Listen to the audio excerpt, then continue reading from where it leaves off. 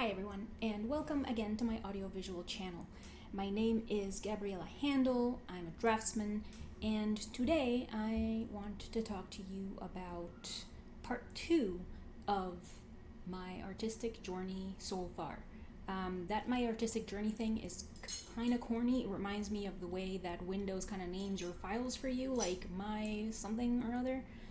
But I don't know what else to call it. I just want to talk about how my work has changed throughout my life in general. It's gonna change still, so we can only talk up to 42 years,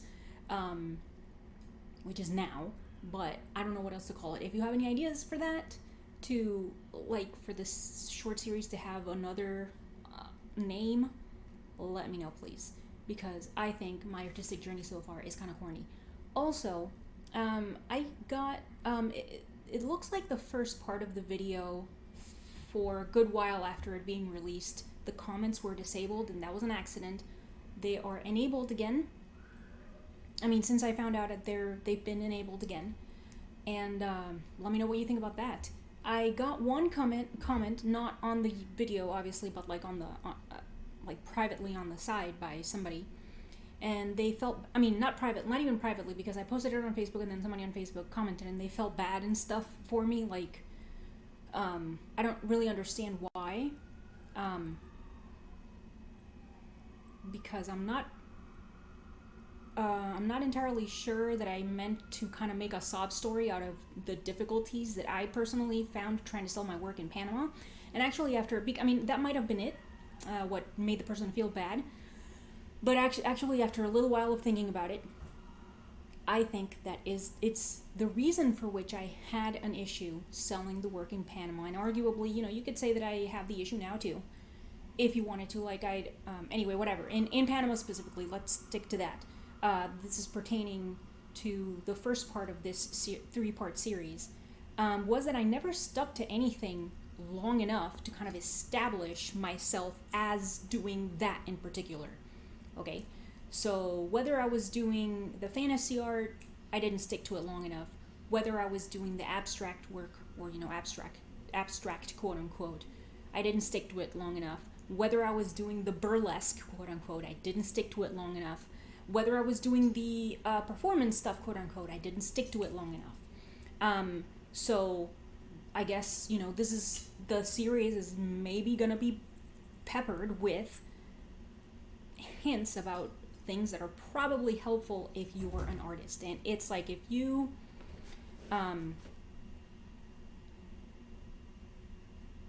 if you want to start leaving your tracks in the art world or wherever, you have to stick to a thing long enough so then people start associating something with you, and then you will be known for that thing. And I think that is why I had an issue in Panama trying to sell my work, because I was doing too much shit and then just not sticking with it long enough. None of this stuff I'm not trying to make a fucking pity party. I don't want anyone's pity. I'm not interested in anybody feeling sorry for me. I'm not interested. All the stuff that has always happened to me has been my choice,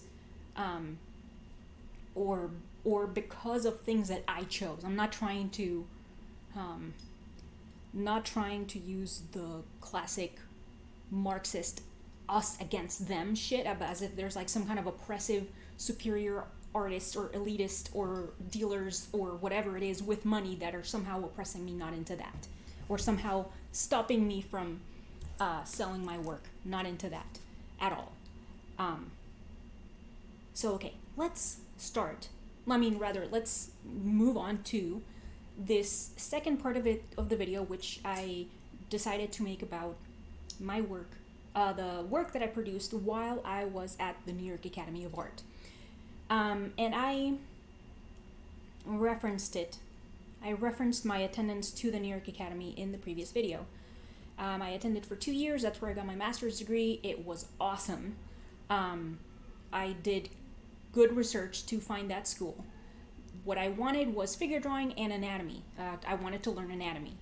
That's what I wanted. That's what I looked for. And I'm going to link again to that blog entry of the blog that I hardly ever post anything to. Um, it's an entry about very detailed. It's really more appropriate with this part of the series because it specifies.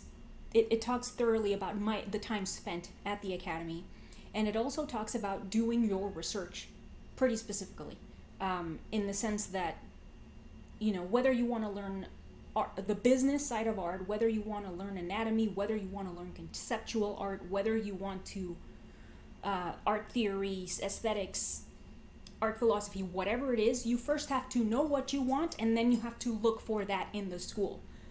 And I complained about this in the previous video, and I'm going to complain about it now. And just so you know, I'm going to complain about it every chance that I get. I had classmates in my class whining about the anatomy program, whining about the figure classes, and they were like, this is not going to get me into galleries, and stupid shit like that. Or they had zero interest in the subject matter of anatomy and figure drawing. And it's like, do your research and don't ruin shit for other people because you were stupid, okay? Look for what you want. All schools have the classes that they teach on their website. Read and look it up. And if you can't find it, just write to them and ask, okay? Easy. It feels very good every time I complain about that. Okay, so, what was it like at the academy? It was awesome. Stuff is different now. I don't know what has changed because I don't care in particular because my time there is done, obviously. So the master's degree at the academy is made up of 2 years. It's the first year starts in, just give me a minute, September, I think. August. Don't know the school year here. But anyway, it starts in August in the fall, and it ends in May. I think that's the first year. And then summer, and then it starts again. You have a second year that starts again in August and ends in May. I think that's what it was. The first year, the student is just, you're just learning stuff. You're doing your anatomy study, and cast drawing is mandatory for drawing majors, which is what I was, the concentration that I took, the major that I took. And there's other mandatory classes. I think perspective was mandatory for artists, drawing majors. I don't remember that. Anyway, it's on the website if that is still mandatory. I took all of the anatomy classes that I could.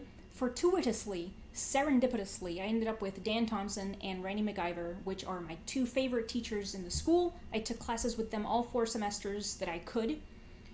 Anatomy drawing with both. Dan Thompson taught a class called, God damn it, I don't remember. It's an anatomy class, and he uses cadaver photographs. And that class is awesome. It is awesome. And I also took another class that was not part of the school's curriculum at the time, but I think it is now, and it still might be, with Michael Grimaldi at, I don't remember the school, but it was in Philadelphia, and you draw from cadavers just like Leonardo da Vinci did. That was awesome. You get used to it the first couple of weeks, and then it's awesome. All right? So that was cool. Okay, so the first year you share your studio with a fellow student, and then your second year you have your own studio. And part of the way that I remember what I did is by remembering in what studio I made it, which is what I'm going to show you in a bit. The first year the student just learns and whatever, and then you're learning, and you're also kind of thinking about what subject you want to talk about for your thesis year, which is like the second year. And so, like, in the second year, you develop that subject. You develop that subject that you chose or that you gravitated to in your first year. And then that's what your thesis is based upon. And, at the end of the first year, do you have critiques at the end of the first year? I don't fucking remember.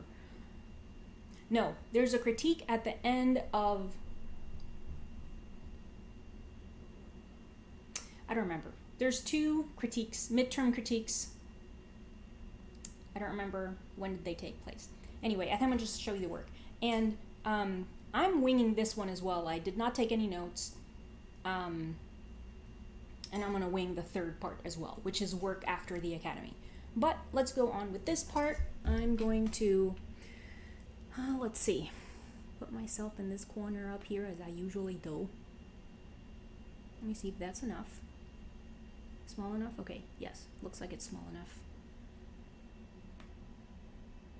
Okay, all right, a little smaller maybe because there's a couple that are kind of bigger. Okay, so, yes, this is a drawing from the first year.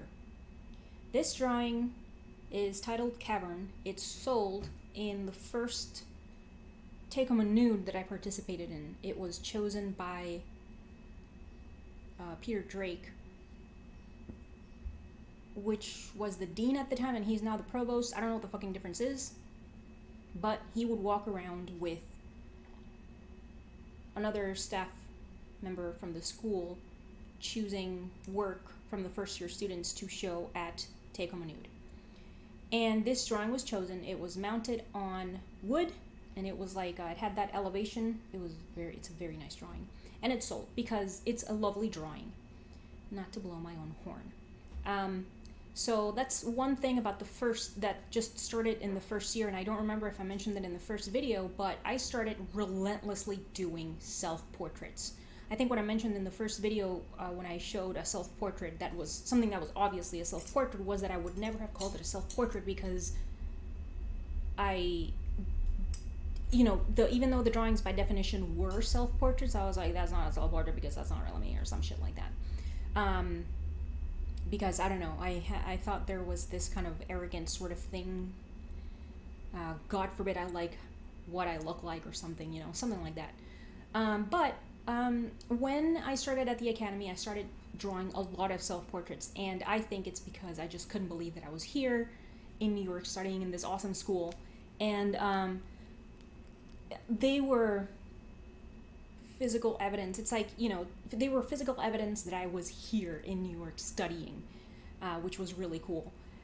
And so it's not like when you look in a mirror, because the image in the mirror is fleeting and it's not there anymore when you look away, but then the drawing, it's like, it's there when you're not looking at it, and it's a physical object, okay?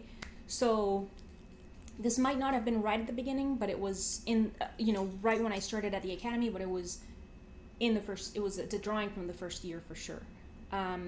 This isn't strictly a self-portrait, even though I did use myself as a reference. I mean, it sort of kind of looks like me. I didn't have this haircut or anything. I had a growing buzz cut at the time. My mouth is obviously not that fat. And this person is she's, there's been some degree of manipulation, not necessarily on purpose. Her nose is very small. The shoulders look very, very small. That's a big head, this type of stuff. The hair is from imagination. Those are my eyebrows for sure. Her right eye is my right eye for sure. And I mean, the mouth is like mine, but exaggerated. My mouth is not that thick. And the nose, that's my nostril for sure, from heat or China. But anyway, yes, I like this drawing a lot. It's titled Cavern. It's sold because, look at it. Alright, so second drawing from the first year. What is this? Plague.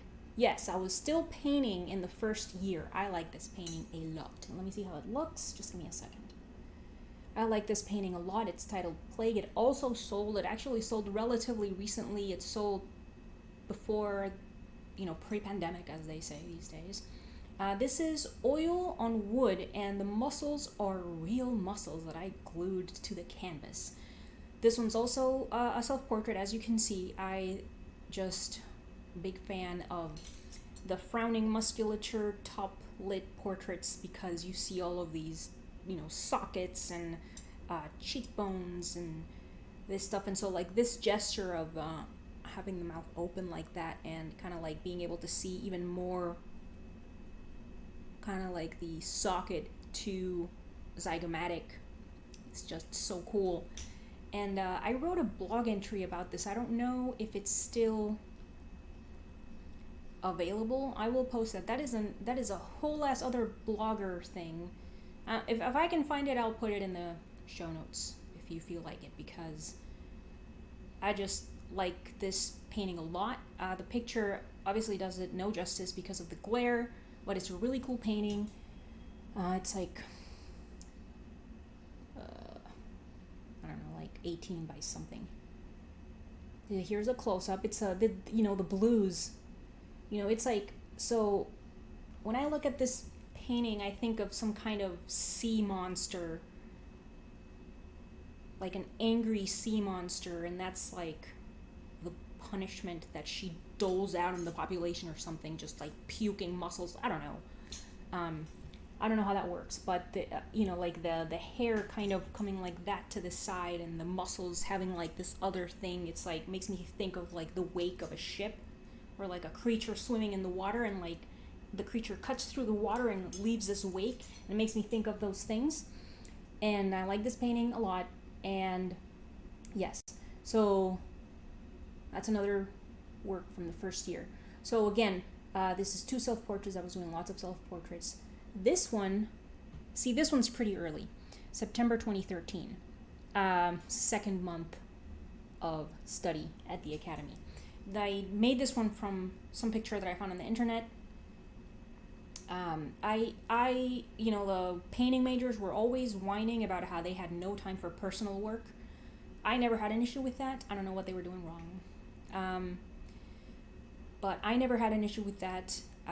I sort of considered all, like even homework, like my personal work as well. I also considered homework as personal work as well. I don't know. And so, but this one's personal, personal work, quote unquote, what we call. And yes, I gave this away. But it's a rectangular drawing. It's kind of like the size of half a business card. Yes, that's how big it is. Okay, and it's graphite, of course. Okay, next one. What is this? Okay, this one's also pretty early on. See, September, so then wait. September 29, wow, pretty close together. Okay, this one, another self-portrait. I was still, if you remember from the previous, did I mention that in the first part video? I was really into reusing and recycling things.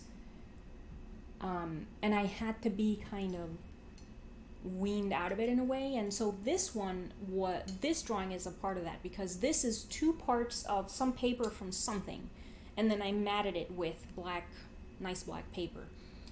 But the reason for which you see, for example, this yellowing down here on the acrylic paint, it might be because of the ink, but I'm pretty sure it's because whatever this paper was is not very good paper, because it's not drawing paper. But anyway, this was done with ballpoint over that paper, and then I did these white streaks here with ballpoint. What ballpoint? I don't know. But yes, this drawing, I think I started from imagination, and then I might have looked at a picture. So yeah, this is a nice drawing. It's like dynamic or something. Anyway, I like this drawing. Okay, first year. And well, this is the second painting? Yes. I was still painting in the first year, and this one's completely from imagination, and I used acrylic, and I was quite a lot into that, oh my god, the eye, like that's kind of amateur-ish subject matter, the eye, just like the floating eye. I used to do that a lot. And yes, I was trying to do, like, this has a lot of dioxazine purple, which is the best purple on earth. This has a lot of dioxazine purple, which you can see here in the, what is the shadow, what is the shadow? I meant to use it as both as shadow and kind of like the discoloration of skin. And then the thing about purple is that the complementary color is one of my least favorite colors, which is fucking yellow. And then that's around here somewhere because you obviously need it for skin. But anyway, this one was given away through an Instagram giveaway, which I did, which was in vogue at the time. This one, my mother-in-law has it, I think. And okay, so now we're gonna go, I put thesis 1 in the title of these upcoming ones, but I don't remember at what point one shows thesis work. I mean, it must be at the half of the first half of the second year. I don't remember, but there's 2 thesis critiques. They're called critiques. Midterm critiques and other critiques. I don't know. So the midterm critiques, which is what I'm going to show you in a second, are part of the research that the student should be doing towards the thesis, the final thesis work, okay? And what I was looking into, I was between 2 subjects. I was between some kind of quote-unquote feminist type thing, looking at Hans Bellmer and his dolls that he made, and the other one was some fantasy art. Like I was thinking of making fantasy art characters and kind of like developing them for the thesis. And I ended up veering more towards the quote-unquote feminist subject matter, and these next drawings were part of that research. And they were heavily influenced by Hans Bellmer's own looking into the dolls. And I have a book. It's called The Anatomy of Anxiety, which is a really stupid name, but whatever.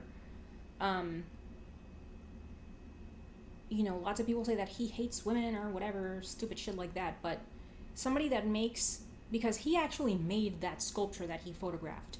He actually made the doll that he photographed, and it's like, there's, like, as far as I'm concerned at least, there's no way that somebody who makes something so lovingly as how he made that sculpture hates women. There's no fucking way. So I don't buy it. All right. Anyway, the thing is that I tried to make kind of also a doll, but I drew parts of her in sections because, like, why was that part? She was like fragmented. That my first midterm critique was, I don't consider it good. I think it's on Venmo's. I mean, it might be on Venmo still. I don't know. It might be actually in that blog entry that I'm gonna put in that will be in the video description if you want to watch it. I thought it was really bad. I cried when it was over. That hopefully that's not. I don't think that's on video, so you can't see that. But I was pretty upset when it was over. But yeah, it was supposed to be kind of like a version of that doll, of a doll. And I had the drawings like hanging on a wood panel, and they were hanging through like hooks, you know, the ones that you screw into, I don't know what it's called, that you screw into stuff and then you can hang something from the hook. So each drawing could hang on that because the drawings were mounted on canvas. So you were able to like move it around because you could make this woman however you wanted to, something like that, because as I was saying, it's like quote unquote feminist work. Or, you know, it has something to do with that. But anyway, it was called something, it wasn't. But let's see, here is the first one. This one's called Automata, which is her face. And this drawing is really cool. This one sold at Flowers Gallery, which does it exist anymore? I don't fucking know. This is from Imagination, no reference.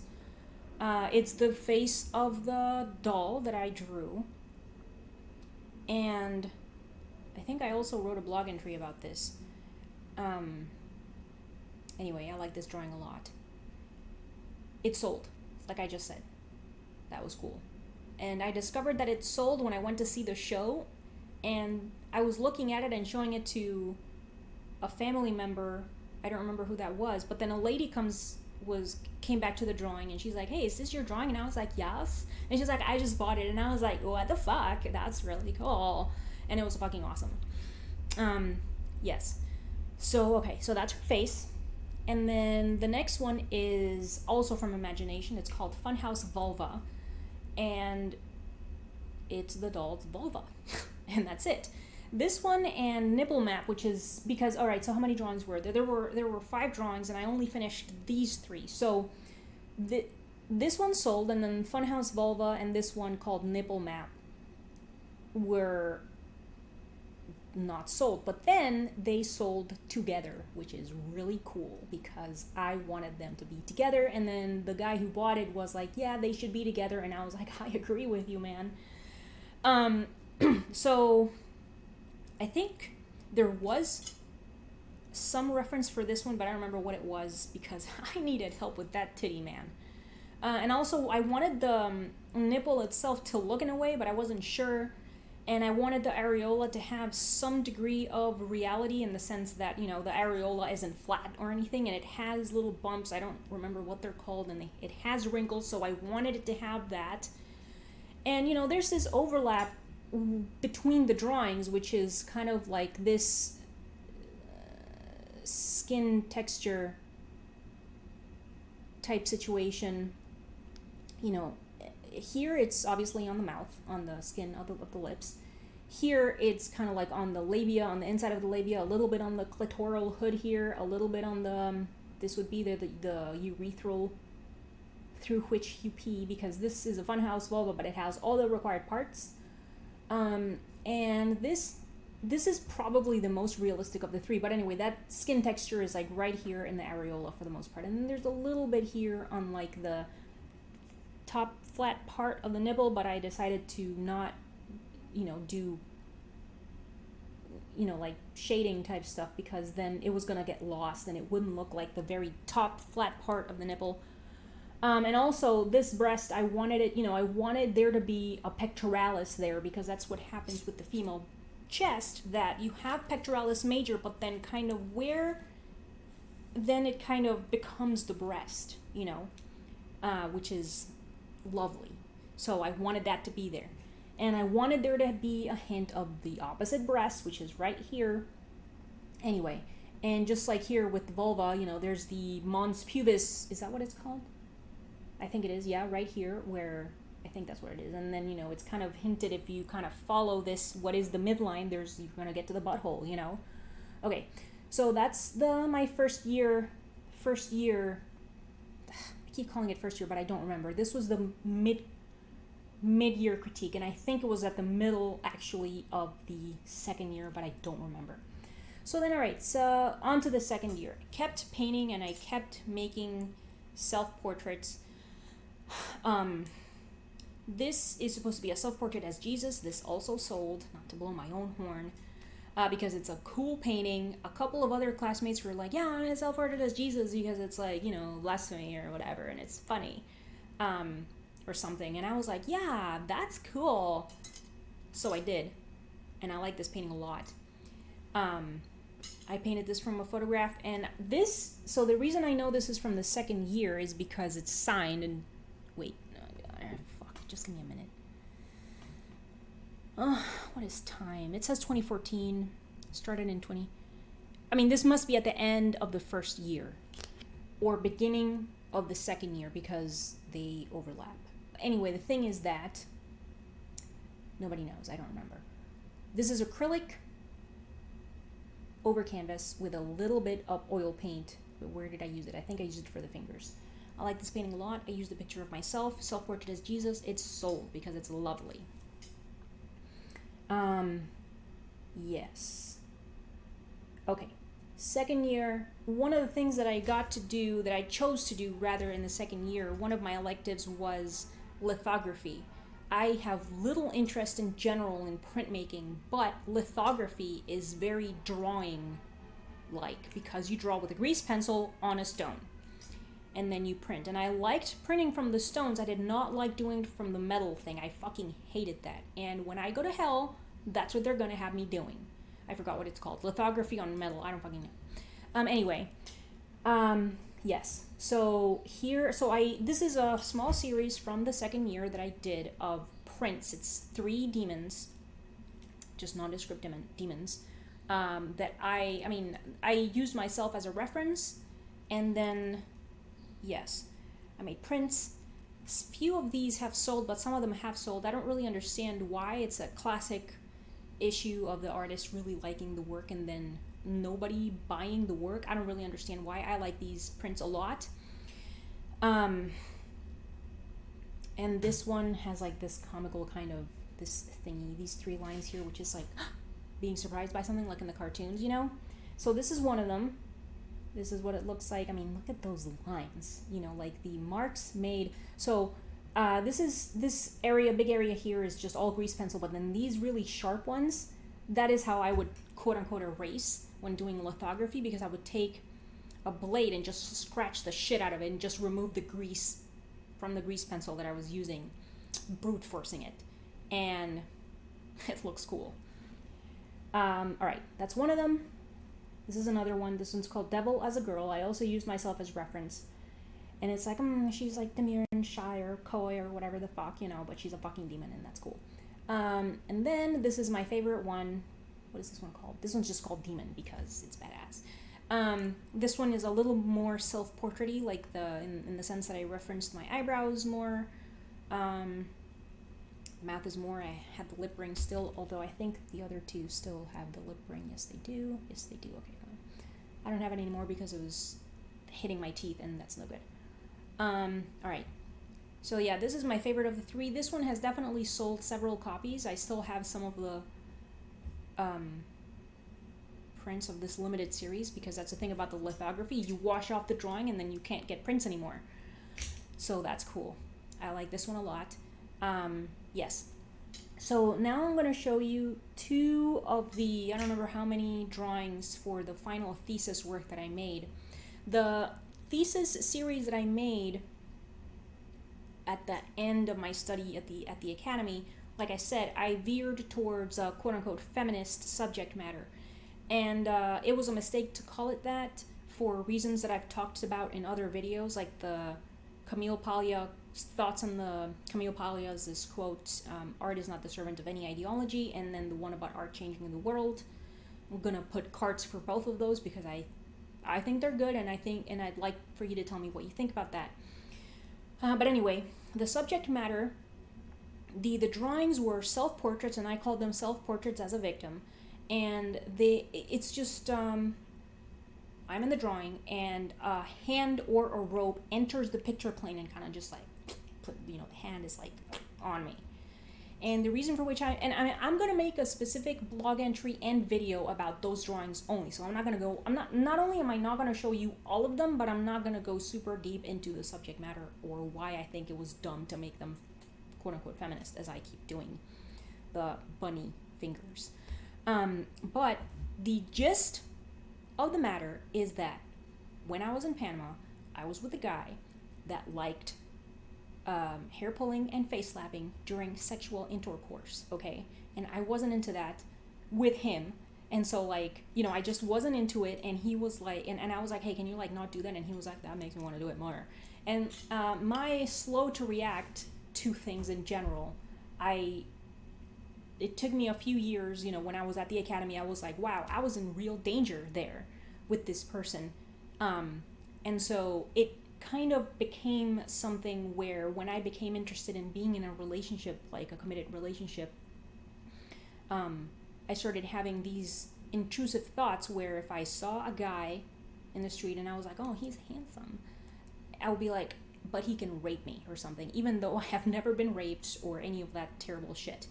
But then I started having these just immediately worst case scenario, or, he could beat me, this type of stuff.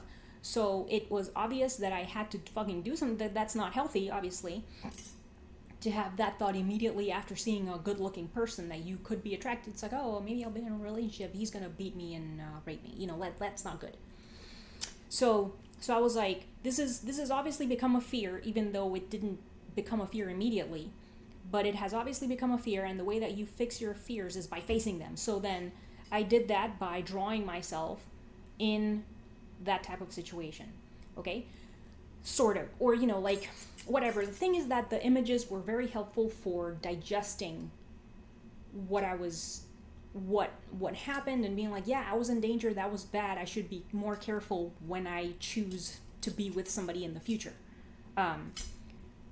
And so anyway, these are going to be two of the drawings. And like, again, I'm not trying to make a fucking pity party out of this, all right? I just am trying to be explicit because I hate the lack of explicitness when people talk about that very thing. It's like, oh, Aziz Ansari was bad in bed. He assaulted me.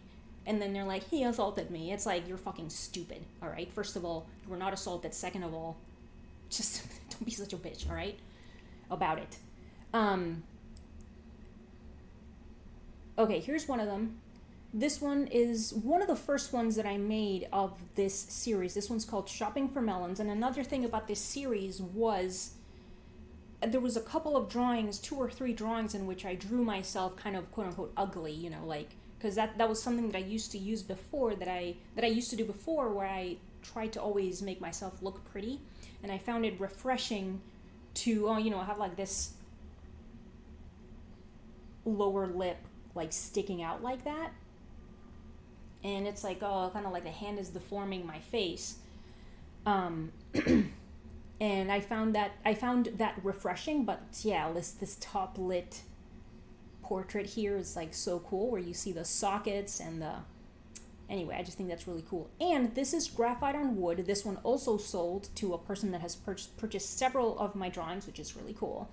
And the other thing is that you have like this light source, because it's a top lit drawing, from up here around the middle, and then there's tiny hairs on the head that are like kind of wispy like that, and I just think that's cool, and it makes me feel skull. Okay, so this is another one. This is, I think, one of my favorite of that series, because I don't like all of them as much. I like this one a lot. I'm pretty proud of this portrait right here. I made these drawings from several pictures that a friend helped me take. He was like doing the hand stuff, and he was taking the pictures so that way I would be able to see how the hand going into the picture plane would look. So he was like this, right? So he was like hand pick camera. And I'm pretty proud of these. I'm very proud of these hands. Like, I mean, look at these lovely fingers. So this is a picture, so that's why it's blurry. But yes. And I mean, this boob is super nice. And yeah, so this upside down triangle, I mean, just like, these drawings were not planned at all. I winged it also. Yes. So yeah, that is some of my work during my study at the New York Academy of Art. And let me know if you dig it, if you think it's interesting. Are you thinking of going there? I don't know what it's like now. Better or worse? I don't know. I don't know. Don't care. I TA'd for several years, and I stopped TAing around actually the pandemic, and I modeled there as well. But anyway, that's completely unrelated. The thing is that I hope you like the second part and that you find it interesting. The comments will be enabled. Let me know what you think. Please, thank you. Have a fantastic day.